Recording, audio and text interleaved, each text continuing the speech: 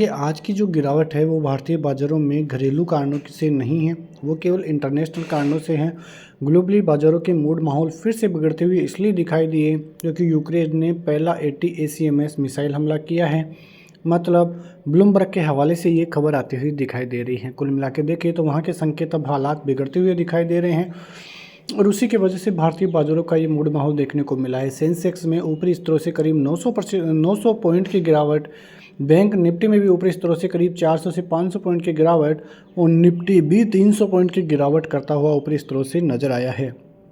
तो कुल मिला के जो भारतीय बाज़ारों के इंडिकेशन हैं वो साफ दिखाई दे रहे हैं कि भारतीय बाज़ार ऊपरी स्तरों पर टिक ही नहीं पा रहे हैं। मतलब आज की जो तेज़ी थी बहुत शानदार थी, लग रहा था कि भारतीय बाज़ार 23,800 के ऊपर सस्टेन कर सकते हैं, लेकिन ऊपरी स्तरों से ऐसा दबाव आया कि 10 मिनट के अंदर ही पूरी की पूरी जो तेज़ी थी भारतीय बाज़ार खोते हुए दिखाई दिए हैं। अब इसका सीधा प्रभाव भारतीय बाज़ारों पर इसलिए पड़ेगा कि यदि बाज़ार उन लेवलों पर सस्टेन कर जाते तो फिर एक कॉन्फिडेंस अलग ही रहता, लेकिन अब फिर से बाजार अपने 200 एक्सपोनेंशियल मूविंग एवरेज को खोते हुए दिखाई दिए हैं और उन्हीं के लगभग वहाँ पे एंट्री आपको देखने को मिलेगी, क्लोजिंग आपको देखने को मिलेगी। अब बाजार के लिए कल की छुट्टी है क्योंकि कल महाराष्ट्र में चुनाव होने हैं। उसके बाद बाजार खुलते हुए नजर आएंगे गुरुवार के दिन, और गुरुवार का दिन एक्सपायरी का दिन है तो काफ़ी ज़बरदस्त दिन रहने वाला है क्योंकि फिर संकेत वहाँ से बदलते हुए दिखाई दे जाएंगे। कुल मिला के देखें तो यदि गुरुवार के दिन बाज़ार गैप डाउन होता है और 350 के लेवल तोड़ता है तो फिर 250 तक के लेवल्स भी आपको देखने को मिल जाएंगे, और यदि उसके नीचे भी बाज़ार जाता है तो फिर संकट भारतीय बाज़ारों के लिए बनता हुआ नजर आएगा। लेकिन बाज़ार ऊपर जाता है 23,800 के ऊपर यदि सस्टेन कर जाता है तो बाज़ार के लिए फिर से ज़बरदस्त तेज़ी का मूड माहौल देखने को मिलेगा। बाज़ार के लिए पॉजिटिव खबर ये रही कि बाज़ार में कल भी आप देखोगे तो FIs की बिकवाली थोड़ी कम होती हुई दिखाई दी है।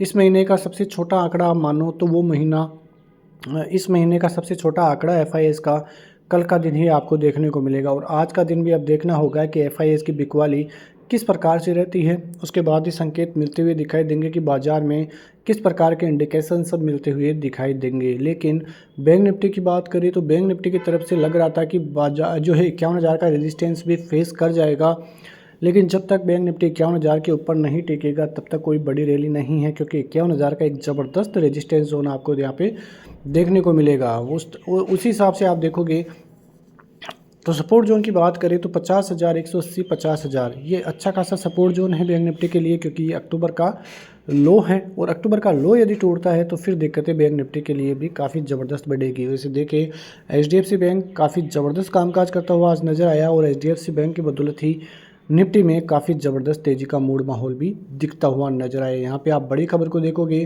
तो गोल्डमैन सैक्स और मॉर्गन स्टैनली दोनों हैं ही चाइनीज़ जो स्टॉक्स है उनको उनकी ग्रोथ को डाउनग्रेड किया है।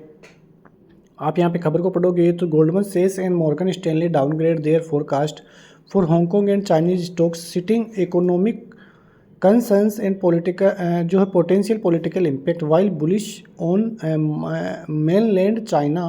गोल्डमैन सैक्स believe Hong Kong will still limit growth and recommends mainland investment due to lower global sensitivity। तो यहाँ पे चाइनीज़ बाज़ारों की जो है थोड़ी बहुत लोअर ग्रोथ ही वहाँ पे ये सभी दिखाते हुए नज़र आए हैं, तो यहाँ पे हमारी नज़र अब बनी रहेगी।